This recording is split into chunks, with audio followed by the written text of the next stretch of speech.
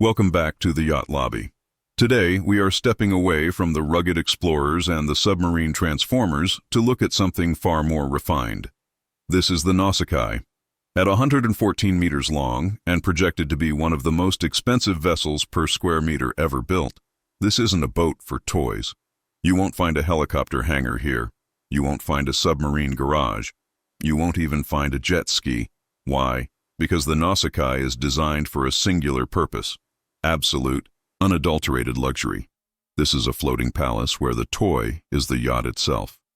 Scheduled for delivery in 2026 by the legendary Lürssen shipyard in Germany, the Nausicaa, formerly known as Project Cosmos, represents a philosophical shift in the world of giga-yachts. In an era where every new billionaire wants a boat that can fly, dive, or carry a Range Rover, the owner of Nausicaa said, no. They wanted something timeless. They wanted a vessel that feels less like a Swiss Army knife and more like a floating extension of the Palace of Versailles.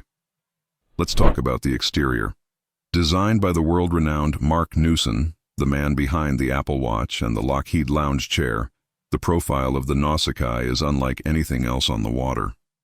Most yachts have sharp, aggressive lines to look fast. The Nausicaa is soft, organic, and almost biological. It doesn't cut through the water. It glides. The most striking feature is the visor, a massive, single-piece curved glass structure that wraps around the superstructure, creating an atrium that looks more like a modern art museum than a boat deck. But the real story is inside. Because the owner refused to waste space on a helicopter deck or a massive tender garage, the interior volume is staggering. We are talking about 6,300 gross tons of pure living space. To put that in perspective, that is the same internal volume as a commercial ferry that carries 500 cars. But here, it is dedicated to just 18 guests. The heart of the vessel is the grand atrium. On a normal yacht, you might have a nice staircase.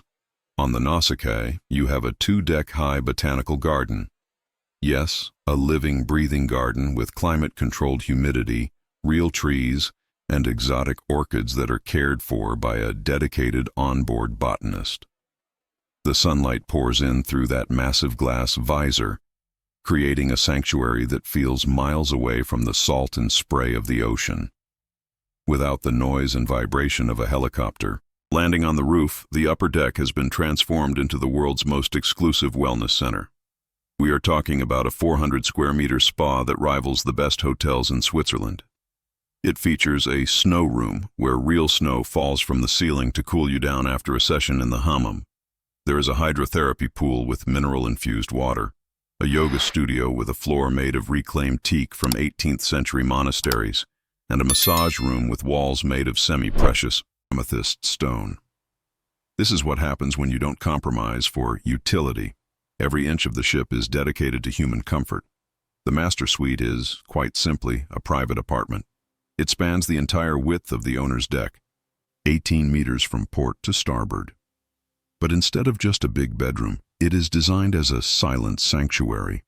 The walls are acoustically isolated with lead-lined panels and covered in cashmere silk. The floor is covered in a custom-woven wool carpet that cost more than a Ferrari. The idea is that once the door closes, you hear absolutely nothing. Not the engines, not the waves, not the crew. Just perfect silence. And speaking of the engines, the Nausicaa is arguably the quietest superyacht ever built. Since it doesn't need to sprint to a helicopter rendezvous or launch heavy submarines, the propulsion system is tuned purely for silence. It uses a diesel-electric hybrid system that allows it to cruise at 10 knots on battery power alone for hours. Imagine waking up in the middle of the ocean, moving at 12 miles per hour and hearing nothing. No hum, no vibration, just the sound of the wind. The dining experience is equally uncompromising. Without the need for a massive toy garage at the back of the boat, the stern has been dedicated to a waterfront dining hall. Most yachts put their beach club down low, near the water, which is often dark and cave-like. The Nausicaa puts the formal dining room right at the water's edge with floor-to-ceiling glass walls that slide away completely.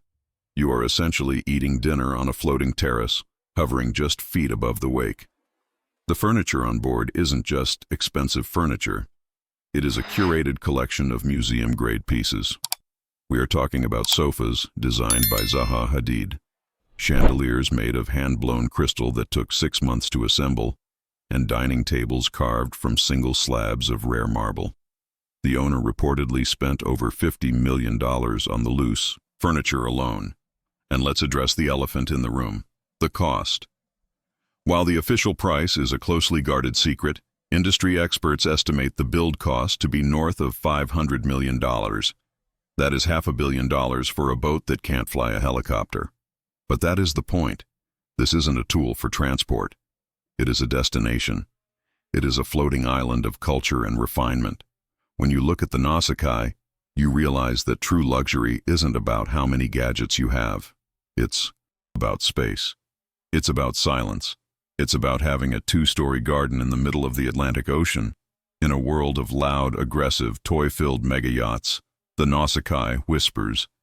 And as they say, money talks, but wealth whispers. Thanks for watching the Yacht Lobby. If you appreciate the finer details of naval architecture and want to see more yachts that prioritize design over gadgets, make sure to hit that like button and subscribe. Let us know in the comments. Would you trade a helicopter pad for a 2-story onboard garden? Until next time, stay buoyant.